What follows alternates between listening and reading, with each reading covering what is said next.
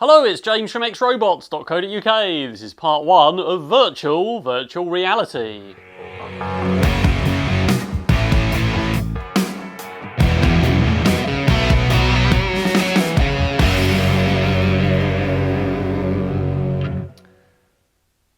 I've become quite interested in virtual reality recently, and more than playing games, as you'd imagine, for building robots and all those sorts of things, I'm quite interested in doing some virtual reality sort of development and experimentation. And one of the things I'm really interested in is mixed reality, so being able to interact in and out of the VR environment, and people who aren't in the VR environment still being able to see what's going on in the VR environment, and perhaps controlling things. So where I had my Ultron robot and I have my little man who puppeteers it, perhaps we could have that controlling something in VR that the virtual person in the virtual world can interact with, and perhaps they can send data in and out of the virtual environment. It'd also be pretty good if someone who's, for instance, sculpting in a VR environment, generally when you see the sort of view of what they see on a still screen somewhere off to the side, that's not the main focus really. You see them waving their arms around, but you can't see what they're sculpting unless you go and look at a screen.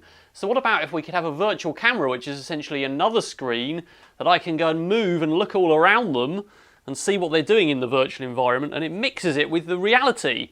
So that's something I'm going to experiment with. Now, I don't own a proper VR headset, but I've actually realised I don't really need one to try and do these sorts of experiments, because we can just use a sort of simple screen and track its position and try and integrate that with a virtual environment. So obviously this is one of these things that you put your phone inside and you publish an app for Google Cardboard, or you could get a Samsung Gear VR, which uses all the accelerometers and stuff, and you've got a controller so you can work on your VR environment. You can almost look around. Several disadvantages to this. Mainly, you've got tracking with the inertial measurement unit on the phone for this thing to spin all the way around, and that's great, but you can't really move in space very easily. I'm not sure, there's a little hatch here where the phone camera faces out, so it's possible you can maybe do some optical flow tracking to work out where you're moving, but I don't think it's going to work very well. Obviously then, to interact in that VR environment, I have someone else come and look in that VR environment. We then need to use a Bluetooth link and some sort of two-player game so the environment is all synced up, and positioning both of those people in space. So if the VR person's over here doing their sculpting and I'm here with my screen and I want to move that around and see what they're doing, it's going to be very hard to position the two things in space. So for that reason, I'm not going to do it this way. I'm in the future going to try and make my own VR headset that's tracked in space, but for now we're just going to start with one screen and see if we can track that in space and move it around in a virtual environment and see what's there. And I'm going to do all of this with free software. So I've got this little 7-inch screen. It's not a very good quality one. It was about £30 off eBay. On the back there we've got some ports. So we've got VGA in, but we've also got HDMI, which is what I'm going to be using. AV for composite and 12-volt power. So we can get this to work as a second monitor on a PC, and we can just plug in HDMI and power. So I need to put this on some sort of frame so I can easily move it around and restrain all the cables, and we need to bolt other stuff onto this for the tracking in the future. So this is a Fusion 360 model. So I've just modelled up here, the screen is represented by this blue block. We're going to use a couple of bits of aluminium 2020 extrusion, which is what Robot X is built out of, and a couple of 3D printed handles on the side, which I've broken out there flat on the bed for printing. So essentially this gives us a thing we can move around in space, held with the handles. We've got lots of places on the 2020. They've got slots on each side we can bolt on more things, a cable strain relief, and also the stuff for tracking. Then the aim is we can move this around by holding it with both hands like a steering wheel and moving it around in space, and that gives us our portal into our 3D world. Here comes one of my handles. I'm printing it on the Lulzbot TAS in a 0.25mm layer height and 15% infill with 4 perimeters. It's got a really big heated bed, which is 110 degrees, so I think I'll get away without it warping.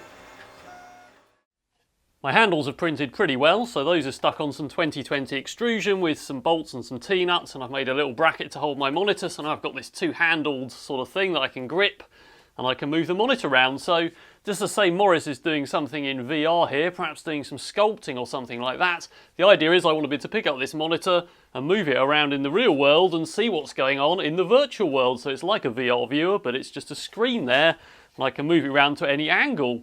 So the first thing we have to do is get something to build a VR environment in, and the second thing will be tracking this monitor in the physical space.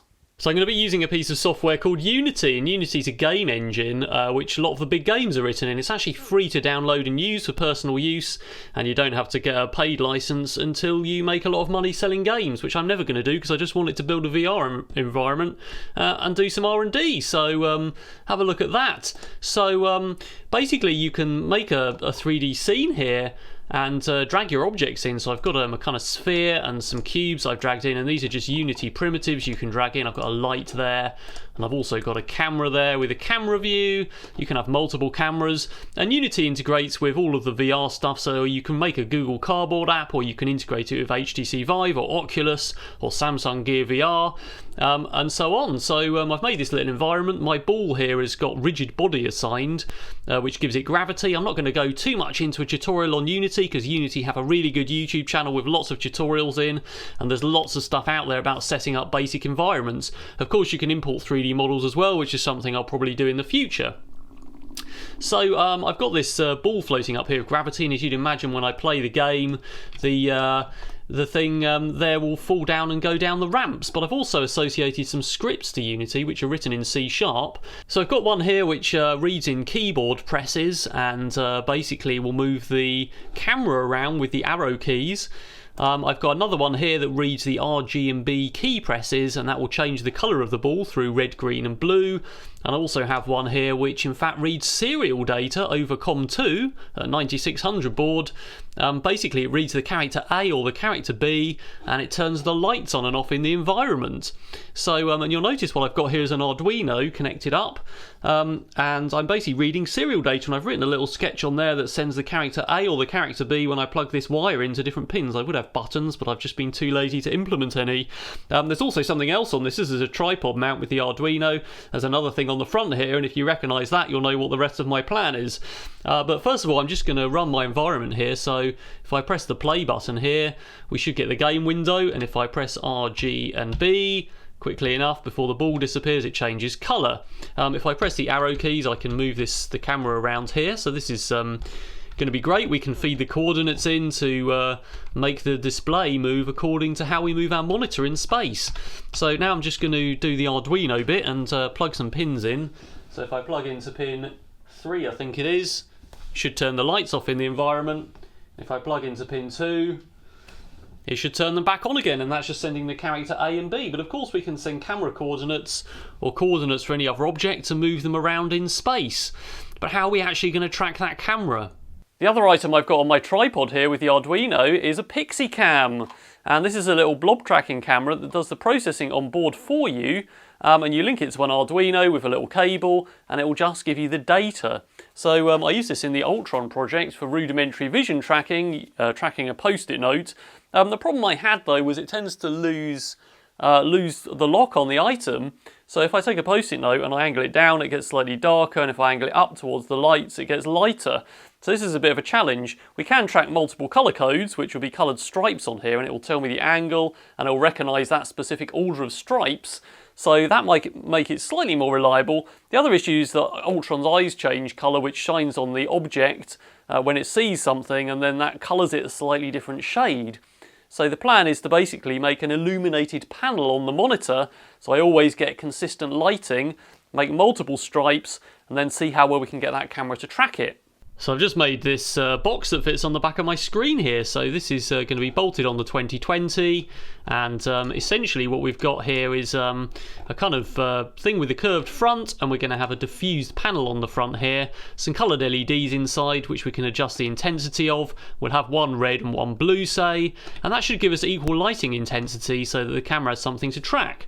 So we're going to 3D print that, of course. The panel I'm going to print in 2 halves on its edge there, and I'm going to print that in nylon, which diffuses light really well. It's only 1 millimetre thick, so that'll be 2 extrusions, and obviously we'll print 2 of those and we can stick them on, and there's plenty of space for some NeoPixels and an Arduino or something inside. I've left a hole there for wires to come out and also to mount a pot, so I can adjust the intensity as we go. Here's one of my nylon screens being printed in Toolman Alloy 910, which I use for everything, so it should be nice and strong and also pretty translucent, and that's going pretty well so far. It's about halfway up. I don't think it will warp because the layer bonding is really good, so it shouldn't split, but we'll see what happens during the end. This one's just under halfway, so we've got support material. All of this part is support material, waiting for that piece to come up where it goes over the piece of 2020. So hopefully that bridge is going to be alright and the back of this curves off. So I think it's probably going to be alright, but we'll have to come back later and see how it's going. Right, it's just started the first few layers over the support material, and you can see the support material's all wrinkly and stuff as it's built up because it's very thin. The top here is nice and solid, and that's the overlap where it goes over the 2020. Okay, that came out really well, so that's fitted to the back of the monitor there with the bolts into the 2020, and I fitted in there some NeoPixels. There's 3 on each side of each compartment, a 5-volt regulator and an Arduino Pro Mini, and my pot is there with the thing sticking out the bottom to adjust the brightness. There it is powered up, so obviously these are RGB LEDs, so I can change the colours at any point I want, and I've got the brightness control there. I suspect it will need to be as bright as it goes, but even with the lights on that I've got in here, which are photography lights, it looks pretty bright. And that's one of my diffusers, which will fit on there, and the other one will fit on the other side. So hopefully that'll work pretty well, and the Pixie Cam will be able to see it. I suspect it'll work better in slightly lower lighting, but we'll see how we get on. So I've changed one of these colours to green, and that's because it got confused with the blue handles. I should have thought of that, but now it works pretty well. So I haven't got really big light shining on me, but I'm not in the darkness either. I've got windows and sort of natural indoor daylight, and I have turned down the brightness on the Pixie Cam, so it really only picks up these sections, and I've set these as a colour code, which is the 2 colours next to each other. Obviously you can see some other blocks in the background there of similar green that it's picked up, but it's not identifying the marker because it's not next to red. So this seems to track pretty well actually. I can move all the way around, and you'll notice it gives me the angle of rotation there, which I'm going to use for this. And obviously as I go closer it gets bigger, and further away it gets smaller, and it pretty much tracks within a reasonable distance, at least reliably enough for me to do the experimentation. I could still tune the camera exposure and things. How far away can I get? Yeah, it seems to drop out about there, but I'm probably 10 feet from the camera, and the camera is right up on top of this tripod. You can just see I can't get everything in shot, so I should be able to triangulate using trigonometry to work out the actual angle. So as I go up and down, whether I'm going up and down, and if I go front and backwards, because it gets slightly bigger, I should be able to work out all of those angles, and I can move all the way around here and it still tracks to look around at my virtual environment, which will be floating here somewhere in virtual space, so that seems to work okay. I've now plugged the Pixie Cam into my Arduino with the ICSP header and the supplied cable, so now we can just pull the data out with an Arduino library and track the object. My Pixie Cam's up there, and as I bring my thing into view, you should see its white LED come on. You can see it tracking there. Let's just turn that around, and the LED should go off on the Pixie Cam, and now it's back on again. So that tells you that when it's in Arduino mode, that you're tracking something, and it gets brighter, in fact, the closer I get. But let's have a look at some code. Right, so there's an Arduino library called Pixie Cam, basically, and there's some example code on the website, but basically it's very easy to just read in the X, Y coordinates of the block you're tracking. You can track multiple blocks as well with a different number. For now, we're just tracking the only one. Width, height, and angle, and I've multiplied together the area, the width and height to get the area, and I'm just dumping those out to the serial terminal. So first of all, we've got X and Y coordinates, the area, which says how close we are to the camera, and the angle of the thing. So if we just leave that running and I wave this around in space, we should be able to see those numbers changing. So the first 2 columns, you'll notice, right, second column is getting lower as I go up, and higher as I go down. The first column is left to right, so you can see that number getting higher and lower. So the area, which is the third column, as I go closer, yeah, that gets bigger. And the angle is the other one, so if I do this, we get roughly 90 degrees and minus 90 degrees. So obviously what's actually going to happen is I'm going to turn it this way to get angle. Obviously it won't know the difference, but one thing I will do in the end is put an inertial measurement unit on here probably, so we can work out which way it is actually turning, or ignore it if I'm turning it this way, for instance, and ignore that number changing. So when I turn it this way, yeah, the area doesn't change too much, it's about the same, so that's probably alright, but the angle does change, so we should be able to work out now from roughly knowing where it is, we can triangulate pretty much and, or at least do some trigonometry, because the camera is at an angle, and work out roughly where it is in any space in here. So let's do some maths on that, and then we should get the answers to pop into Unity so we can display the camera view right on the back here. So to work out the angles, we can start with the tripod, which is upright, and I've positioned the camera so it's facing down. That's 60 degrees. It's not drawn to scale on here.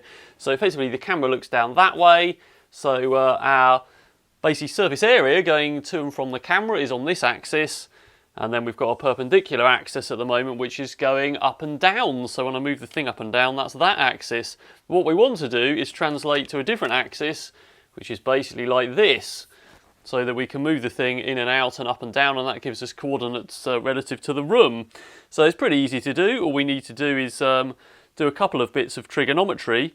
So let's just say that basically I want to plot the point and it's here. All we need to do is turn that into two right-angled triangles and solve trigonometry for each. So those are right angles and those are right angles.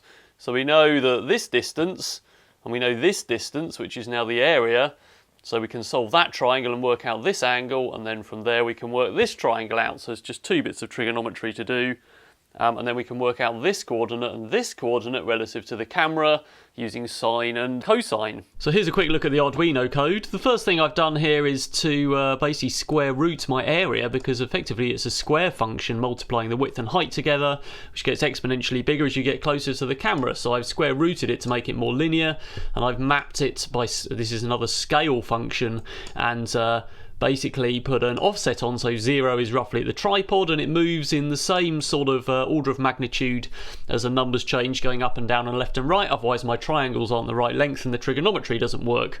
So there's some serial prints as I was looking at these as I was going, and then we've got the first bit of trigonometry, which is in fact arc sine, which is inverse trigonometry to work out the angle from the lengths of the sides. And I've got some conversions here, so the functions in Arduino expect radians instead of degrees, although you could not do that, because further back down here I convert degrees back to radians, and I was printing this angle out as I was going so I could see that it was working. And of course I'm taking off that 60 degrees there. In fact the angle comes out negative, so we're adding it to the 60 degrees.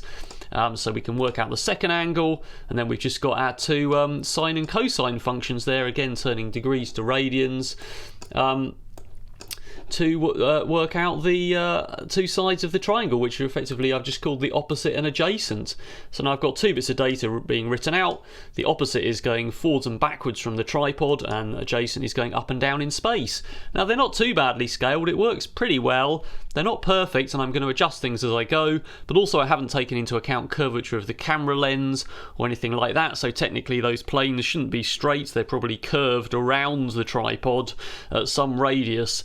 But let's put some graphics on the screen and we'll see how well it works or not. Right, so I'm now putting that data into Unity, and simply what I'm doing in Arduino is sending the data now. So I'm sending a character for the opposite, sending the data with 2 decimal places, sending the adjacent marker character, then sending the data and so on for the 4 bits of data we've got, which are in and out, left and right, and rotation.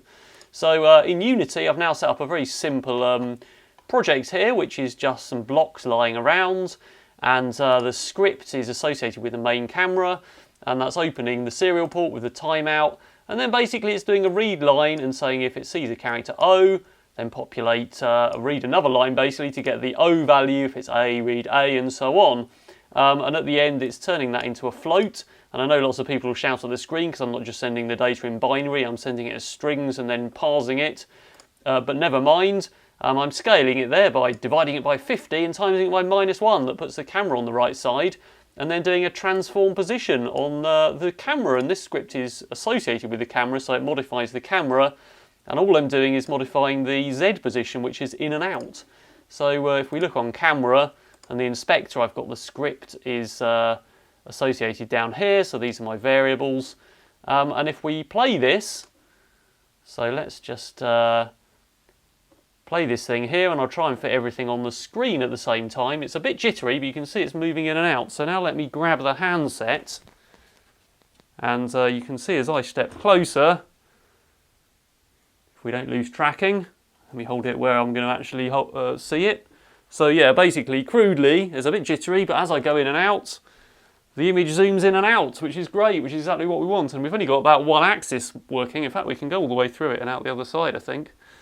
So we really want to get an HDMI lead and put that on the display now and see if the scale is right and tweak it. Might do some data smoothing because I'm not sure if the camera is losing tracking or what that jitter is, but we'll work on that. And then we need to do the other axis so I can move all around. Right, I've now put the rest of my data in. I've done a bit of data smoothing. Just smoothing the data, mainly the data that was the culprit of the glitching. There's still a little bit, but it was basically working out the surface area for how close I am to the camera. The others weren't too bad, but I've smoothed those out a bit as well, just with the Arduino data smoothing example to sort of do a rolling average of 10 samples. So there's a little bit of lag. If I go too far away I lose tracking, but there we go. So I can look all around now, so we've got that axis. We can go in and out, and I can go up and down. And I can go just straight left and straight right as well, and that seems to work pretty well. And I've put some more objects in the scene here so you can have a look around and see them. And in fact I can go all the way up here and we can have a look from the right here. So there's still a few scaling issues, mainly due to I don't think the sides of my triangles in the trigonometry are proportionally correct, so I need to look at scaling the variables before I do the trigonometry. But pretty much I can go in and have a look at these objects and move all around. And if we have a look at the Unity camera view, we can see there that you can see the camera moving up and down and panning to the left and right as I turn it, and moving straight left and right pretty much as we go. So pretty happy with that. That lets me do what I need to do. I've still got some serial comms issues to handle in Unity. At the moment I'm sending data at 20 Hz. But the frame rate that runs the serial receiving the data is variable, so what I really need to do is, we've got a buffer overflow now in fact, and everything's frozen, so in fact what I need to do is make sure that Unity sends data to the Arduino requesting data, and then basically the Arduino sends data back, so Unity controls the frame rate. Yes, it's completely hung. So I'm pretty happy that works, and it allows me to crudely look into my virtual environment using this as a virtual camera. So I've got some improvements to make obviously in terms of the scaling, also the serial comms handling, so Unity is driving the Arduino sending data rather than the other way around, but these are things I can do next time. I also want to add an inertial measurement unit to this so we can get the extra angles of looking up and down and turning this so we can look in it in a portrait view as well. And at the moment it won't know whether I'm doing this or I'm doing this, of course, so if we have an IMU with 2 axes, we can go and put that data in as well, and it will know the difference. The other thing I want to do is make a hand controller, which is another tracked object with an IMU and 2 lights, so then I can manipulate my virtual environment, perhaps by pushing some objects around and things like that. The eventual aim will be able to cross over between the virtual world and the real world by sending data in and out, so I can manipulate an object in the virtual world, and that moves something in the physical world, or I can have sensors and switches and things in the physical world, or machines that go and alter something in the virtual world, and we can do that crossover. So I don't really need a virtual reality headset for those sorts of experiments, as long as I can fairly reliably move this around and move my manipulator around and manipulate the virtual environment, then it should all work pretty well. So don't forget to check back for part 2 for more updates on this. Also subscribe for the updates on all the other projects. You can also check out my Patreon campaign at patreon.com/XRobots, where you can get access to some exclusive rewards, including a live broadcast with me and all my videos early. And most of these projects are funded through Patreon. Also check out my t-shirt store, the links are in the description. I have a limited edition design that expires at the end of March 2017, and after that there'll hopefully be another one if you're watching in the future. So check out those links in the description. That's all for now.